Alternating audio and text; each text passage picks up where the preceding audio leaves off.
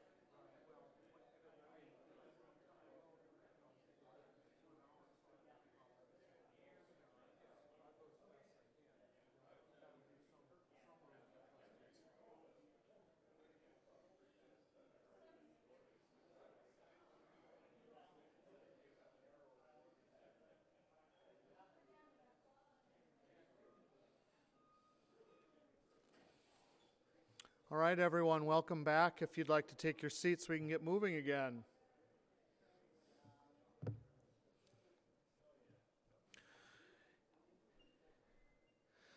Those of you who know Colin Hours will recognize that the gentleman about to speak is not Colin. Colin got waylaid on his way and couldn't make it. And Al found out on Wednesday morning that we would asking him to present, and he came in from Phoenix just to do this. So once I get done with this introduction, we need a big round of applause for Al for coming in and doing this on short notice. Alan Roesler, a charter member of the League of World War I Aviation Historians. He organized the League's 1998 seminar in Mesa, Arizona, where we visited the Champlin Fighter Museum since relocated to Seattle at the Boeing Museum of Flight. The presentation was better in Champlin, but Al was, for 10 years, either an issue editor or the managing editor of Over the Front. He has authored or co-authored 8 articles in Over the Front, beginning in 1994.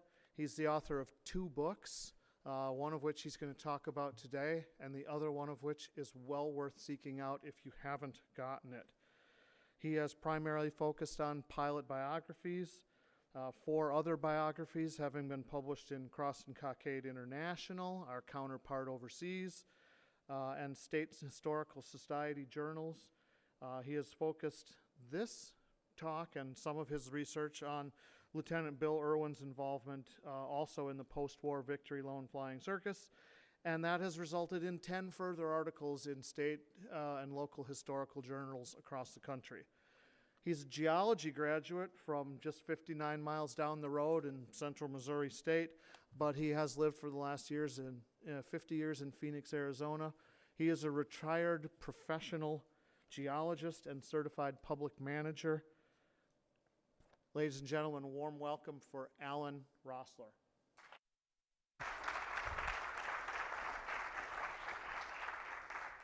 Thank you very much. I'm really excited to be here today. Some of my photos actually are from Colin Hours.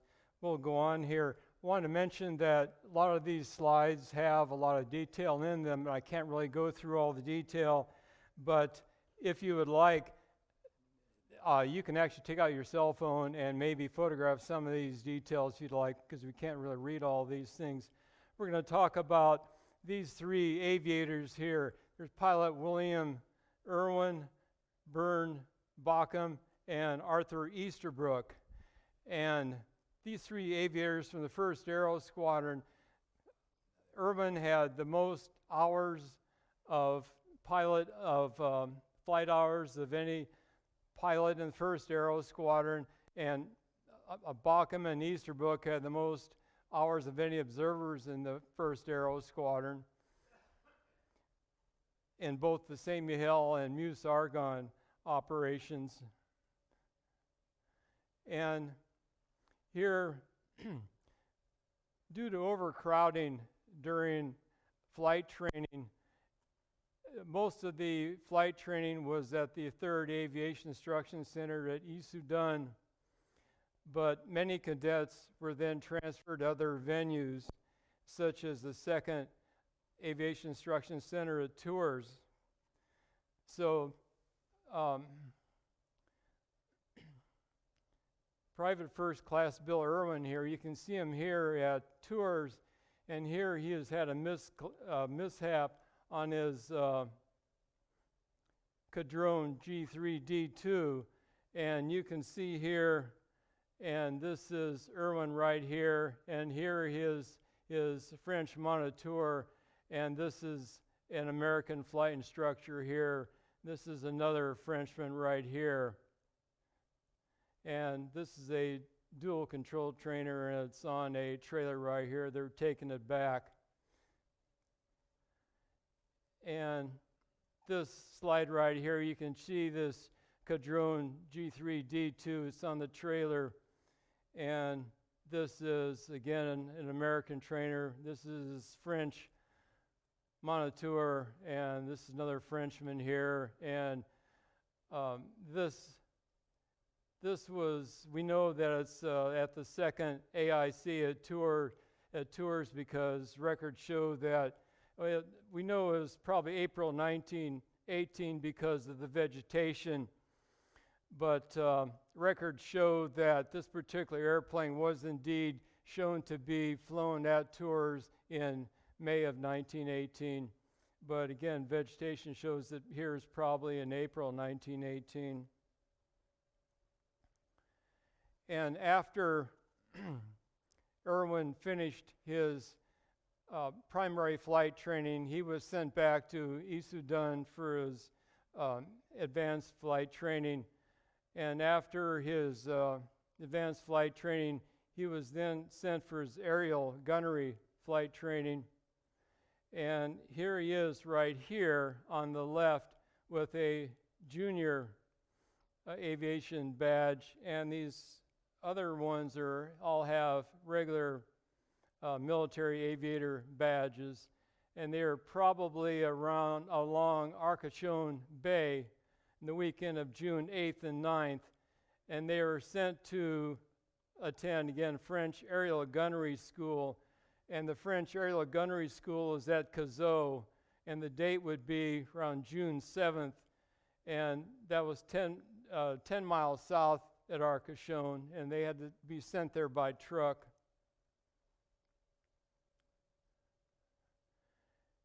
And afterwards, Erwin was sent back, returned to the 3rd AIC at Sqdn about July 1st, and graduated as a first lieutenant on July 9th. And he was actually trained as a fighter pilot, and he was then sent to the American Aviation Acceptance Park at Orly Aerodrome, and then assigned to the 1st Aero Squadron on July 19th. And here you can see him standing next to a Thompson 2A2, and it's unclear whether that's just, well, it's probably a 1st Aero Squadron Samson, but you can see him standing in his clothes here.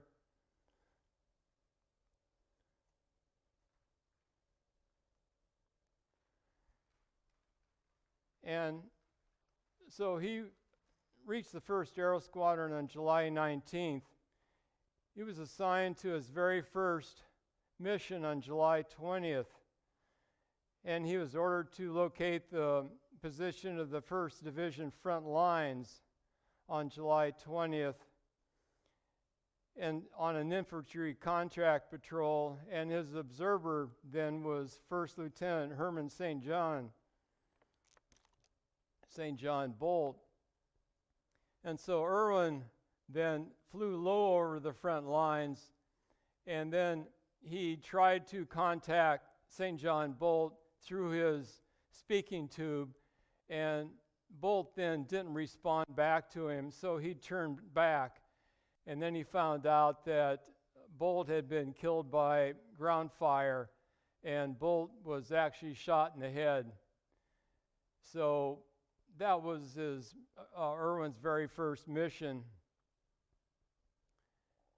And this is actually the Thompson that Erwin was flying, Thompson number 8. That was the Thompson that Erwin was assigned to when he first was assigned to the first Aero Squadron.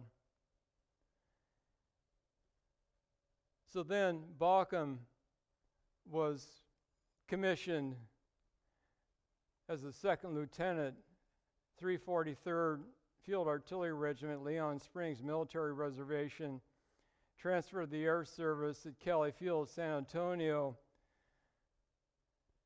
As I said, Baucom went through field artillery, and when he got to the equestrian portion of his military service, he came in last in the equestrian.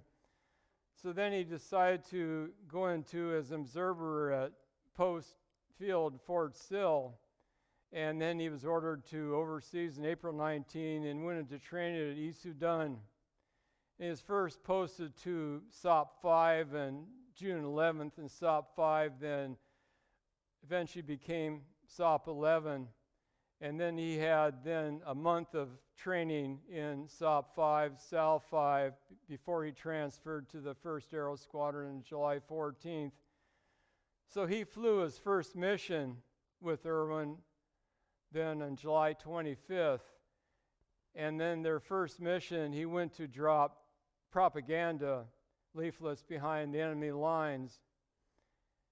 And naturally, in dropping propaganda leaflets, that's not very dangerous. And Erwin always liked to, whatever came up, he wanted to do it. So he saw a German observation balloon, and he attacked that. And then he intervened in an engagement between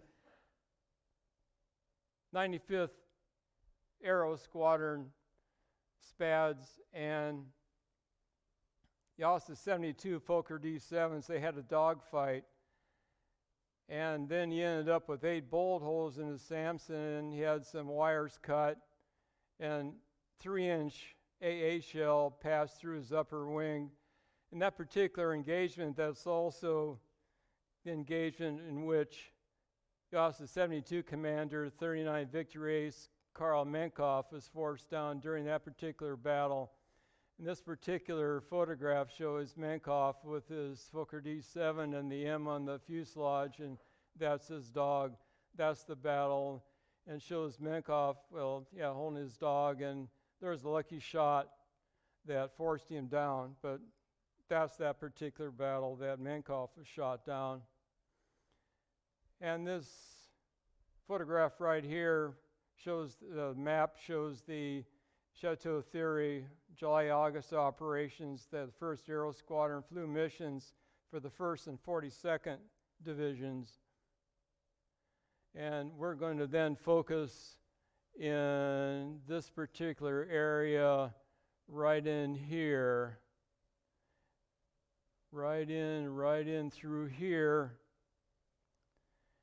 And then the next one here, on August 1st, 1st Aero Squadron ordered Erwin, observer Baucom, and another Thompson crewed by 2nd Lieutenants Miller and Sykes, supposed to photograph German positions, artillery, machine gun positions, might hinder the advance of the 42nd National Guard Division. They were fighting 3.2 kilometers south at Sqdn. They were supposed to advance northward and capture Mihiel and Dole. And so they were supposed to come up from here, and there's Sergei. They were supposed to come up, and then here's the Sergei Nole. They were supposed to capture Mihiel and Dole here. So their mission was to get photographs right in through here. And so their 27th Aero Squadron supplied 12 SPAD 13s and 6 Newport 28s. And the problem was that there were two flights, Miller and Sykes in the one Samson, and Baucom and Erwin, the other Samson. They became separated. And the problem was that the 12 SPADs in the one flight, 6 of the SPADs dropped out due to motor trouble and never crossed the front line. So there's only 6 SPADs that were supposedly protecting Erwin and Baucom, and the 6 Newports then were protecting Miller and Sykes. The whole thing turned out to be a huge disaster. This particular battle has been reported on in a couple, both in Cross and Cockade, and I think over the front. There were actually 2 battles. The second battle has never previously been reported on. In the first battle, the Newport formation in protecting Miller and Sykes was wiped out, except only 1 Newport returned, and Miller and Sykes was also shot down. Of these 6 SPADs that were protecting Erwin, only 1 SPAD was lost. But not only was there, because the Miller and Sykes were shot down, and Erwin didn't get his photographs because he had holes through his plates, and so when he got back, he had to go back and get more photographs because his mission was basically unsuccessful.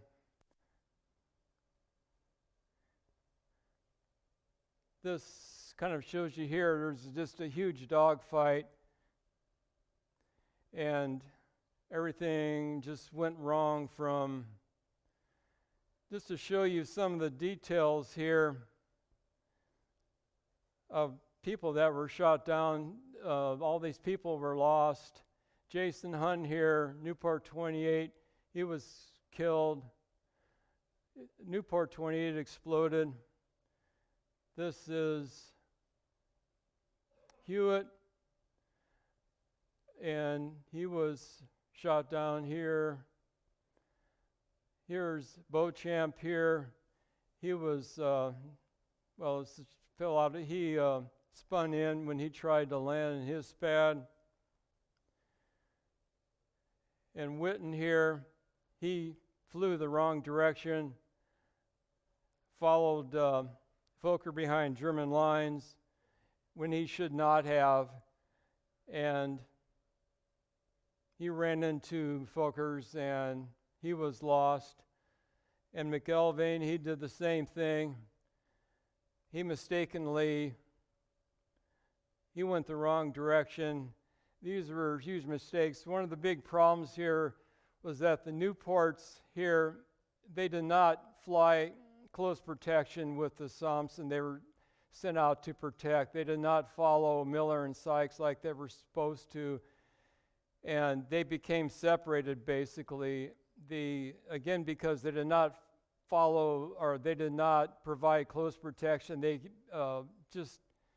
McElvain, for instance, you could say he became disinterested and just kind of gave up on the formation and just took off on his own, went the wrong direction. Witten also took off in the wrong direction, and both these guys ended up becoming POWs. And there's McElvain's color profile of his ship there, and you can see Beauchamp's crash site here.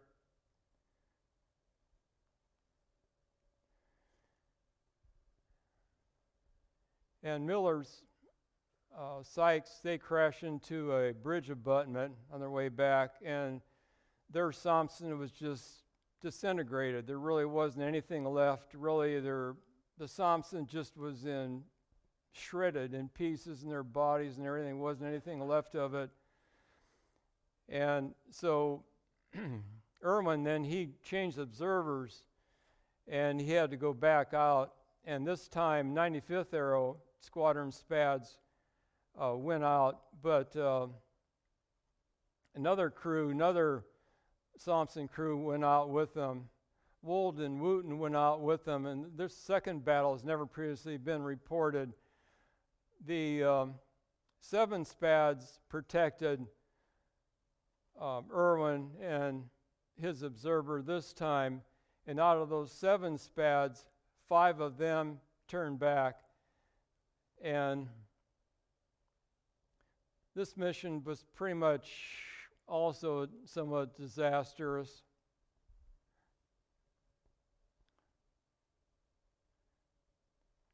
Okay, I'm still here on this particular, okay. This was a combination. This is also this is the second mission here. This shows you Norman Archibald, 95th Aero Squadron. Here he's pointing to bolt holes in his SPAD 13 from this second mission here.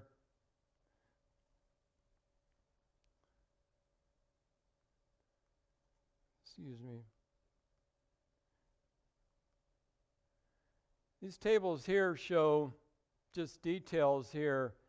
It just shows you, here's the actual crews here of the Thompsons, Byrne Baucom, Miller Sykes, Wold Wooten, Erwin, and this is the second mission. These are the second missions, serial numbers, fuselage numbers of the aircraft, the results of what happened, and the return results here of all these aircraft, the new ports, and the status of what happened to these people. And again, this is the SPAD formation, a couple of the new ports here on top of what happened to them, shot down in flames, whatever. Here were sea flight SPADs.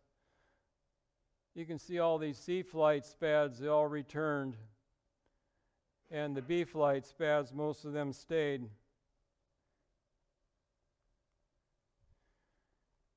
So that mission was pretty much a disaster all the way around. Erwin did get some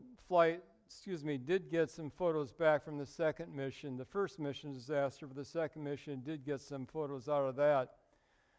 Wold and Wooten, he actually did not have any SPAD protection. What happened there was that the SPADs that were sent out to protect him, he ended up having, on 3 different occasions, he had to go back and forth over the lines on 3 different occasions. On the third time, he went back and forth 3 different times of trying to get photos on his own without SPAD protection. On the third time, he tried to go back over the lines, attacked by German Fokker formations. They finally basically shot him down on the third time, but he made it back over the American lines, but crash landed. And then they were basically dying at that time, and they died of their wounds. And that was pretty much it for them. And so that was pretty much it of the Château-Thierry operations. So then from that point on, they're preparing for St. Mihiel. And then Easterbrook, then he's entering the scene now, and here's his arrival. And the order of battle shows the 1st Aero, 12th Aero, and 50th Aero squadrons.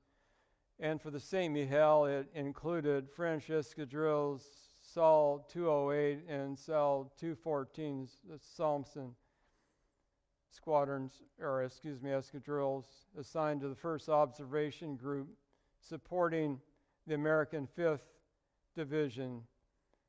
And they're reassigned to support then the American 2nd Division 2 days before the attack. And leading up to that attack, they practiced visual reconnaissance, surveillance, infantry contact patrols, artillery adjustment, and they provided alert planes for special missions and all photographic missions required by the American I Corps. They practiced their missions between August 26th and September 9th. And you can see Easterbrook here. He just arrived at the squadron. He just got a 24-hour pass his first day, 3 days rest. And Easterbrook, Baucom came from, as I said, Baucom came from the French Air Service. Easterbrook, although Easterbrook he flew 14 prior service bombing strafing missions in RE-8s with the RAF, with 9 Squadron RAF before he got to First Aero Squadron. So both of these observers were excellent gunners, and that really helped out Erwin. And you can see here in the rear cockpit here of his Thompson.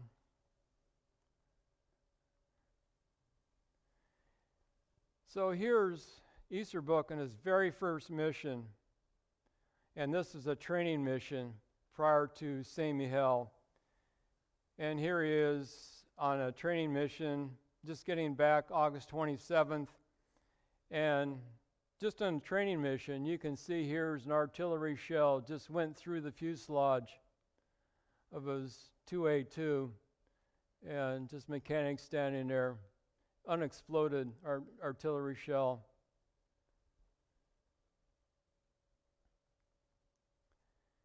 Just to show you a map of the St. Mihiel sector, and Erwin and Baucom were lead-off men. They were the first airplanes of not only the first Aero Squadron, the first airplane of the U.S. Air Service to cross the front lines of both the St. Mihiel and the Meuse-Argonne campaigns. And they were flying infantry liaison for the 2nd Division. And what's notable also about this campaign is that on September 12th, this is also the date that Easterbrook won his Distinguished Service Cross. He was not then flying with Erwin, he was flying with First Lieutenant de Castro. They left at 9:35 on September 12th. They were ordered to penetrate 4 kilometers on German lines at 600 meters. Because the First Aero Squadron, and they had neither gunship protection nor second pursuit group escort.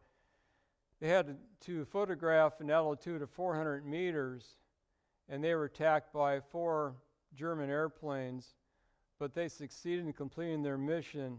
They exposed 8 plates, and 9 of their 10 photos were taken were good. Now, I don't have the actual aerial photographs, but what I do have is that I have the actual ground photos of that actual site. They were ordered to take photographs between Bois-les-Prêtres, Ville-Saint-Tertre, and Norroy-les-Ponts-et-Mousson. That is where they were assigned to photographs. I have those actual ground photographs from an infantry officer of the 360th Infantry Regiment, 90th Infantry Division, of the actual emplacements that Easterbrook was assigned to photograph, and here they are. You can see the road leading into it. There is a command post. It's a French dugout, no man's land, no man's land. There's a German crow's nest. There's a American soldier standing guard up here. It's French dugout, no man's land, no man's land. Oh, excuse me. Right here, there's an underground fortification here. What's significant, here's a German trench mortar, direct hit by a shell right here, went through that German trench mortar. Here's a trench here, barbed wire over the top. In this particular area is there's limestone mountain right there, which is basically limestone. And there's a few quarries there, and the quarries are very small. But the Germans mined those quarries for limestone, and they took a lot of limestone blocks out of there, and that's why these are all limestone blocks in that German dugout. And there's gas alarms you can see in front of the Bois de la Prétre company command post. And you can see the barbed wire there, and the barbed wire, you can see all the machine gun belts. This is how they was found when the Americans came in. You can see the limestone blocks here. 60th Infantry Regiment, 90th Division found this well-constructed dugout. Here they called this Death's Gulch. That was an aid station they used it for.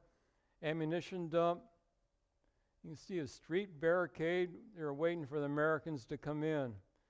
But basically the Germans just retreated. It wasn't really much of a street battle because the Germans retreated much before the Americans came in. And it says Soldiers' Home. It's German. German trench covered with barbed wire, heavily fortified machine gun position. That's machine gun positions right there. It says bathing and swimming pool right there in German. Looking southwest from the road Villers-sous Prene, Vilsey-sur-Tre. Looks unimpeded right through there. You can see the hills right there. It's limestone hills. You can see how they camouflage their roads right there with the netting. And they used Villers-sous-Prene, Bois-le-Prétre. Didn't have many trees on it. It's all kind of scrub. You can see the available wood. They built these fascines as breastworks here. And the hill looking, here's the hill I was talking about here. They had some limestone trenches on there. September 15th. I want to mention first that in that August 1st battle, Erwin, he claimed a victory, but he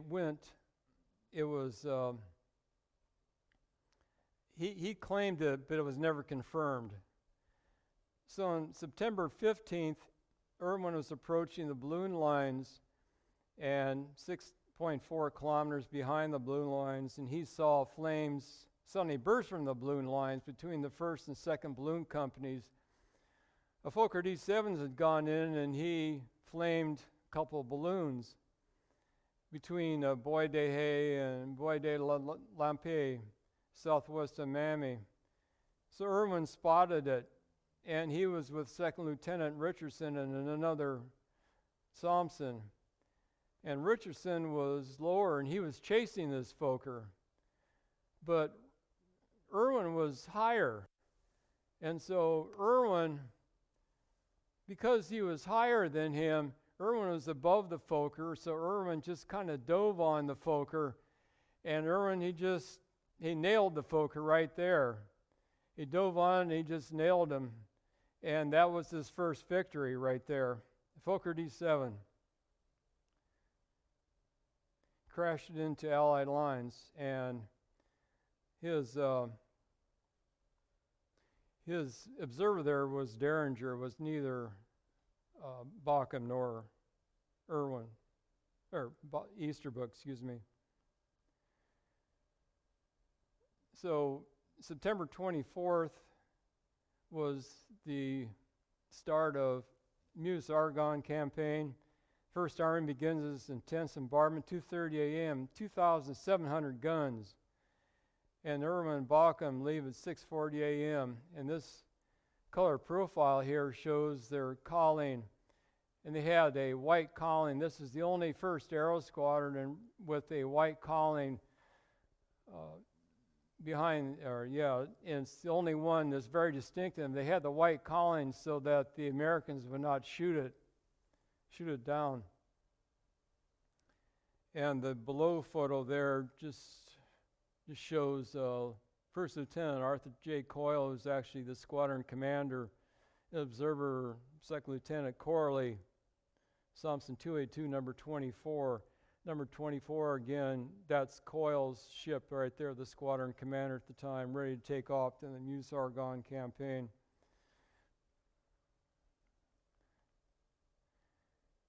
And the reason why I have this slide right here of DH-4 number 16, Cheyenne, is because this mission here, flown on September 26th, I had mentioned that during the Meuse-Argonne campaign that the 1st Aero, 12th Aero, and 50th Aero were assigned the 1st Observation Group, and occasionally the 50th Aero was assigned as gunships. And this is an occasion where 26th September, where this number 16 Cheyenne was assigned as a gunship, but at that time it did not have the Dutch girl insignia painted on it because it had not been on the front for 30 days, and so it was just showing number 16 without the Cheyenne insignia on it. But then by the time of October 7th, it did have the Dutch girl insignia on it.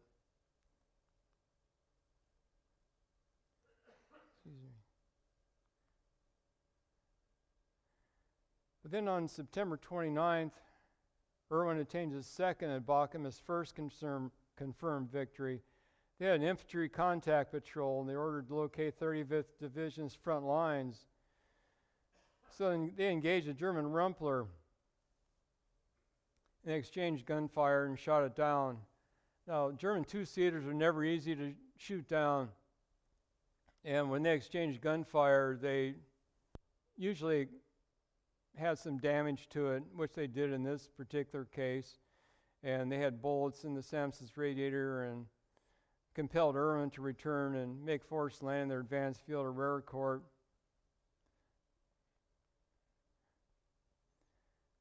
And the purpose of this slide here for the October 6th of this 50th Aero DH-4 number 6, this particular, this is Floyd Pickerel's number 6, and this was actually an over-the-front article, and this was actually flown with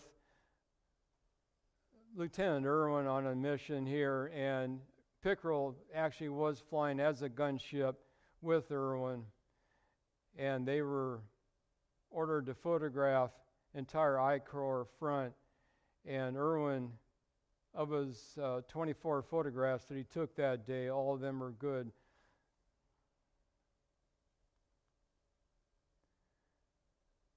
Now, October 26th, Erwin teamed with Easterbrook for his third confirmed victory, Easterbrook's first. So they planned this new maneuver where Erwin would dive down. They encountered a German two-seater, and they planned this maneuver where they would dive down on the two-seater that they found, where they've dived down on it, and Erwin would fire his Vickers gun on it, and then as they would come up on it, Erwin would just kind of slide off into the chandelle, and then as he would just kind of stop, then Easterbrook would just train his guns on and fire into the observers and pilots' compartments, which is what happened here. And as it says, he just fired, 80 rounds into it and shot them down. But of course, the Germans are firing back at the same time, so it says they ended up with 28 bullets into their side. So kind of went both ways. But then 2 days later, Erwin scores his fourth and fifth victories, and Easterbrook's second and thirds. What is significant about this particular day was they encountered formation. Erwin encountered formation of three. This Junkers J1, it was supported by, there was a formation of three German two-seaters, and there were two German observation planes on either, or one German observation plane either side of this Junkers J-1. And as Erwin approached them, he started firing at them. He approached them firing at them, but the two German observation planes either side just split off from the Junkers and just took off and left the Junkers by itself. But Erwin couldn't cause any damage. The bullets just bounced off of it. He couldn't do anything at all to it. And so as it shows there, all what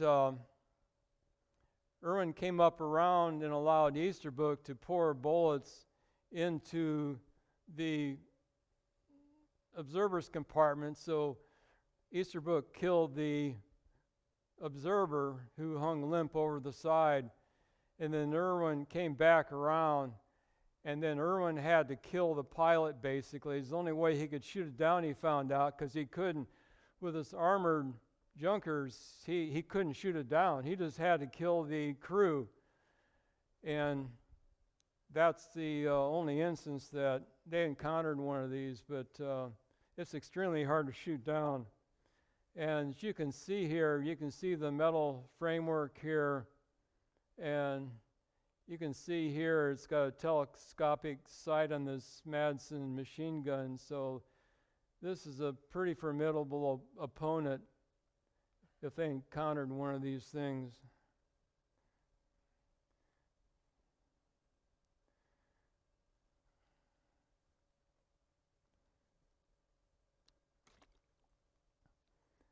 On October 15th, what was significant,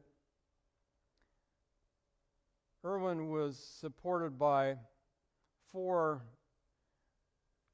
gunships, and he was well back of his lines, and he was on a reconnaissance mission, and he encountered this German Rumpler who had just taken off from his airfield, and the German didn't figure that they would encounter any Americans so far back, so he didn't pay any attention to Erwin, basically. So Erwin, he started firing at the Rumpler, and the Rumpler couldn't figure out what was going on, didn't really pay any attention to him. And then, so as it says, he shot at him once, and then as he turned around, the Germans started turning around and going back to his airfield, but then instead of going back to the airfield, he started turning into Erwin, and instead he was going to battle with him. And then that was his mistake, and so, Erwin shot him down. He said he was a complete wreck. It was Erwin's 6th and Baucom's 2nd victory.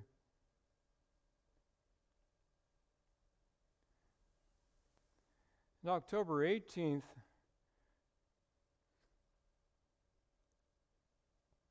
Erwin's, he was artillery surveillance plane, 78th Division sector. He was supposed to be doing artillery surveillance in the 78th Division sector. And he encountered a swirling dogfight between 594th Aero Squadron and a German Halberstadt. And the Halberstadt, the 95th Aero Squadron, the 594th Aero Squadron Spads were having a tough time with the Halberstadt. The Halberstadt is not an easy two-seater to shoot down. And there were 10 Fokker D7s perched above it, just kind of waiting. And one of the Fokker D7s descended to help the Halberstadt. So what does Erwin do? Erwin attacks that German Fokker D7. And so Baucom plays like a quarterback throwing a pass to a wide receiver.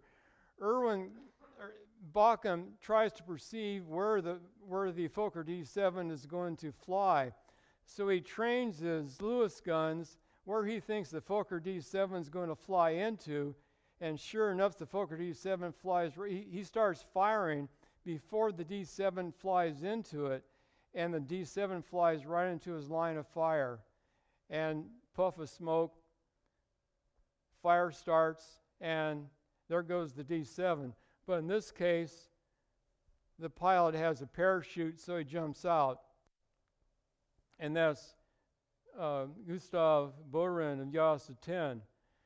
And I guess probably the good news about this is that here's Bohren right here. You can see all these Jasta 10 pilots here. They've all got their parachutes on. Here's their D7s right here. And he ended up being good friends with Erwin and had dinner together as a graduate of Heidelberg University. Bohren still maintained he still thought that they're going to win the war, even at that point.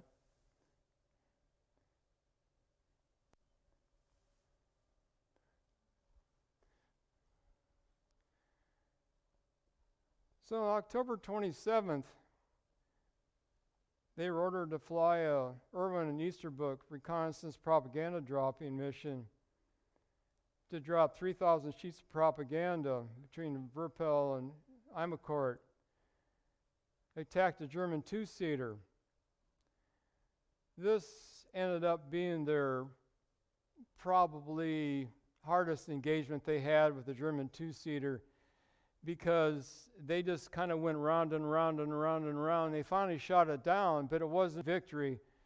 And Baucom finally shot it down, but that was probably the hardest victory that they had.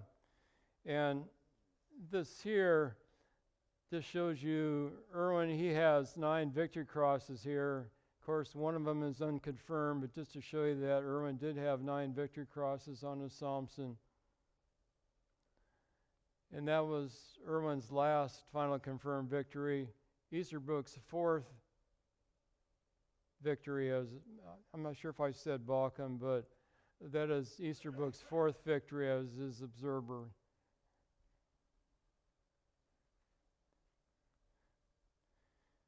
Just to show you a picture here, this is actually much earlier, taken much earlier and earlier in the war.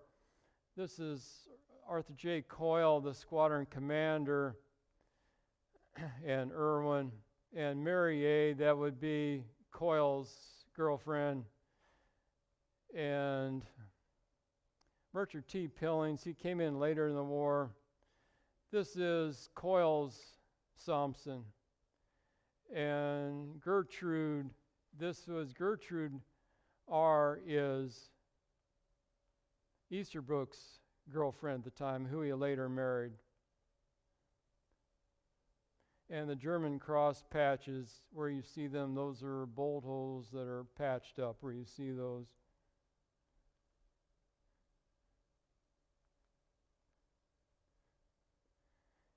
Okay, in October 1918, what happened here was that the first observation group decided that they wanted to equip a Samson with twin Marlin machine guns. Like there were some DH-4s of twin Marlin guns. They wanted to see if they could do the same thing with the Samson. And so they took one and they picked an old one that really wasn't worth much anything. And this is how it looked prior to, this is something, at that time, Coyle was the first observation group commander. He was no longer the squadron commander. And so this is, well, I'll go on to, this is what they did. This is what the twin Marlin gun installation looks like in the shop right here. And here's Coyle and Easterbrook right here. So November 3rd, Coyle, he should not have been flying with Easterbrook, because by that time he was the group commander. He was not even a squadron commander, but he decided to undertake this mission with Easterbrook. So they went out to record troop movements in the first hour, and they fired at retreating troops between St. Pierre-Mont and Samoth, and they fired at horse-drawn 150 millimeter guns. Easterbrook took his notes to note the precise locations. So they did all these things. So what happened then Coyle's Marlin guns finally jammed when they started firing. Oh, okay, and when they attacked the German two-seater, that's when Coyle's Marlin guns jammed. And 10 minutes later, they headed back south to Byzancy to drop a note to the American troops, getting information about the German troops. Well, at that point, what happened? There were 4 Fokkers then attacked. It caused them to retreat. And not only they had bullet holes into their gas tanks, they literally had gasoline that was sloshing around in the bottom of their Thompson. For some reason, the gasoline didn't ignite. And Easterbrook's left gun's jammed, and the right gun ran out of ammo. And they had a Fokker right behind him. The Fokker figured out that they were completely unarmed. And so the Fokker got like right behind him, just several feet behind him. They figured they're completely unarmed. Well, all of a sudden, Easterbrook got another drum on his Lewis gun, and then right before the Fokker almost kind of ran into him and had to bank off, Easterbrook got the extra drum on his Lewis gun and started firing right as the Fokker was about to ram him. And just as he banked off, Easterbrook shot at him and shot the Fokker down just as he was banking up. So he was, I don't know, he might have been like 50 feet away or something, shot the Fokker down. But then, as it says, they had so many bullet holes and had gasoline shot through the tank, so they just crash landed there. At that point, they're between the first and second line of trenches that they fell into. And so the other Fokkers that were not far behind started firing at them. But between the first and second line of trenches, the Americans on both sides of trenches, the first and second line of trenches, they just had basically rifles. They started firing at the Fokker, so they drove them off. Neither Coyle nor Easterbrook had many wounds, or they weren't very much hurt, so they weren't badly hurt. So that was the end of their career. That was November 3rd, and that was their last mission. Now, November 5th, Erwin and Baucom, they flew to reconnaissance patrol in Thompson 282, 1286, number 8. This here is an aerial photograph. This is Yonk right here. This is the hill west of Yonk. Here's the hill southeast of Yonk. There's German machine gun nests on the east side and west side. This is the valley leading up to it right here. And this is like example of German machine gun nests right here. And they were flying in and out at a low level where German machine gun nests could basically just firing right at them.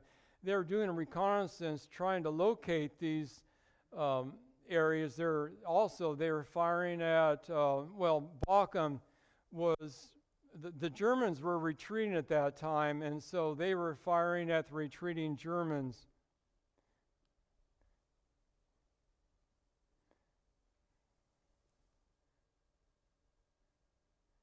And so, as it says here, they returned to Yonk. They dropped a message to the 80th Division troops, giving them position, the number of Boche. They flew to Meuse-Argonne and Sqdn.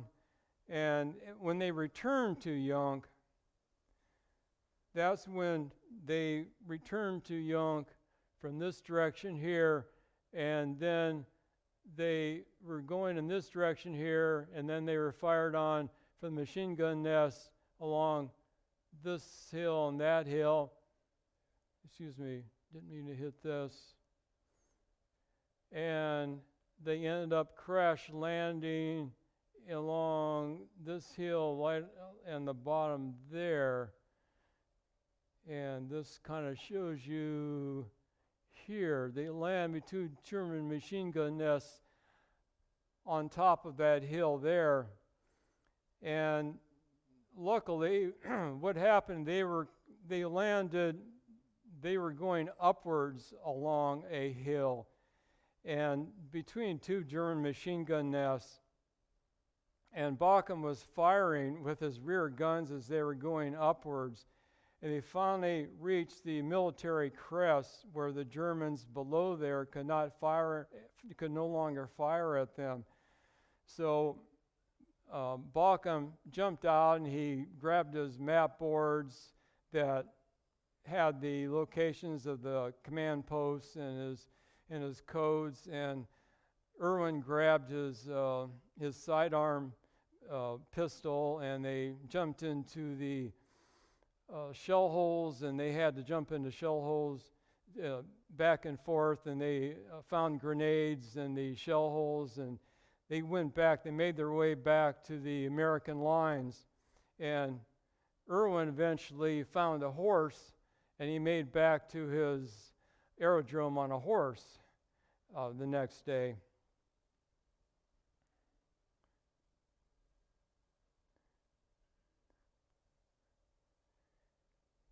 And this actually is, I want to mention here, the Thompson, this actually is Joe 4. This is the Thompson that was retrieved from the battlefield a couple of days later. The Germans were retreating. Those machine gunners were rear guard. They were not trying to just overwhelm them. That was the rear guard. And so they didn't go and try to capture the airplane. This airplane was retrieved from the battlefield a couple of days later. It did not have a lot of damage to it. This was damage from the battlefield. And it says here, it hit about 30 times from that mission, and this is damage from that mission right there. This Lieutenant DeHaven here, he's late in the war here, and so that just shows you some of the what it looked like here after that battle, after it was retrieved from the battlefield. And this shows you that Thompson 1286 number 8 after it was repaired. This is post-war. This actually is fabric from the airplane now at the University of Texas at Dallas right here. You can go and see that fabric today right here. This is detail here regarding the pigmentation of that aircraft, which you can see today. And again, that's First Lieutenant Richard Pillings right here.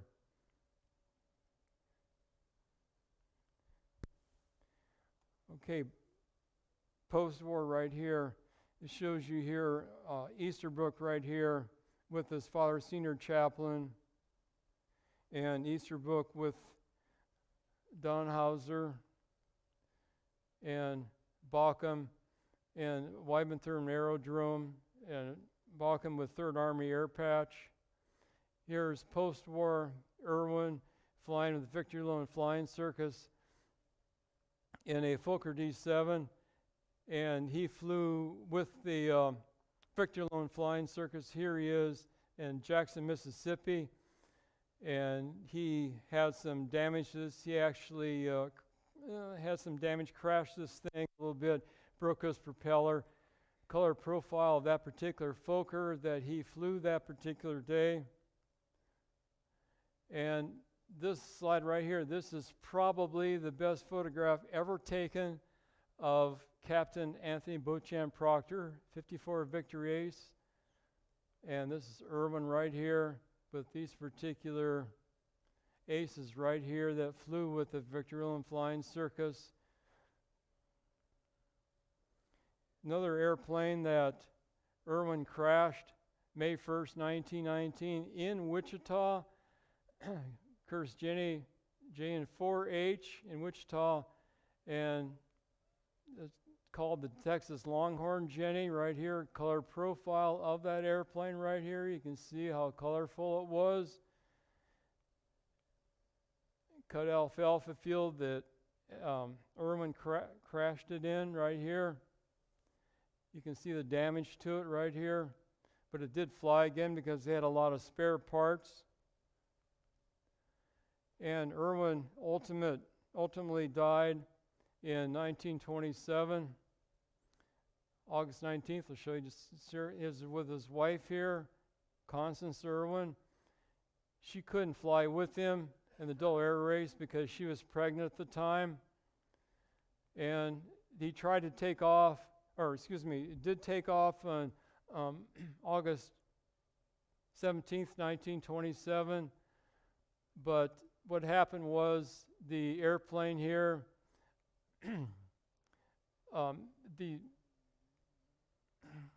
the fabric ripped off right here, and so it had to come back in and be repaired. He could not fly to Hawaii because of that particular damage to the airplane. And so here his airplane was been repaired, and so here Erwin's putting on his flight suit here, the same flight suit he had been wearing.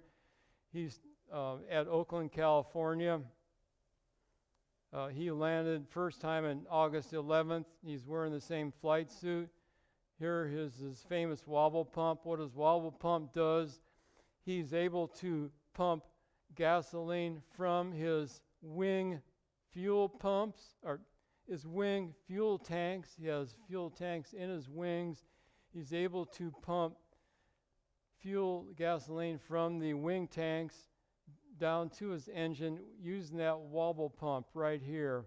And here he has taken off the last time in Dallas Spirit from Oakland on August 19th, 1927. He's looking for survivors from the Dull Air Race, and he crashed in the Pacific Ocean, unfortunately.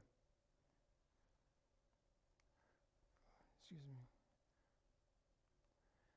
And what happened to Captain Baucom? Baucom stayed in the Air Service, and he had a great military career, but what happened on May 30th, 1927 was he was going from Texas to Riverside, California. He had two other first lieutenants. They were flying DH-4M1s, brand new airplanes. They went to Tucson, Arizona. They went to Camp Jones, and they landed that day, they landed May 30th, 1927, and they stayed overnight. The next morning, they got up the next morning, and they took off, and Baucom's DH-4M, and he had a passenger in it. There's smoke coming out of his engine, started coming out of his engine right here, and he started going around Douglas, Arizona, I said Tucson. They were headed towards California. They stopped in Douglas, Arizona, Camp Jones, Douglas, Arizona. And they left Douglas, Arizona, Camp Jones on the morning of May 30th, 1927. And started smoking, and they went around. And so what happened here, 5 miles northwest of downtown Douglas, it was just this direction. This was the Vanneman Dairy Farm. This is the Agua Prieta River. Baucom, he came in, he hit the bank of the Agua Prieta River. If you go into Google Earth, and I'll show you, I've got the actual coordinates right here. This earth is so blackened, he hit the bank right here and went about 40 feet and just turned over. This airplane just basically disintegrated, started on fire, and the fire was so intense it burned the airplane up, disintegrated the fire basically. It burned the airplane to a crisp. Baucom's head hit, and it burned his body too. Got details here. This is left fort stand. This is the details right here of it. So you don't have time to go through this. I just wanted to, finally, this is the last slide here, and I'm supposed to finish right now at 3:40. This is the last slide here. This is what happened to Easterbrook. Easterbrook was a career officer also. And this photo here shows you here, 1920, this photograph of him. Well, he was Assistant Operations Officer of the 8 Corps area based at Fort Sam Houston. Shows him in 1934, presentation of his Purple Heart. It shows you here some career date milestones here, 1939. And 1939, he had to quit, kind of disability. 1940, came back to active duty. So he served again in World War II. And his highest, he reached as high as Brigadier General. But he was basically in training is all he did. But in 1950, became a paraplegic patient because he fell from an avocado tree while picking avocados. Died 1952, buried in Arlington Cemetery. And that's all I have. We've run out of time. Thank you very much. Appreciate it. Appreciate the opportunity.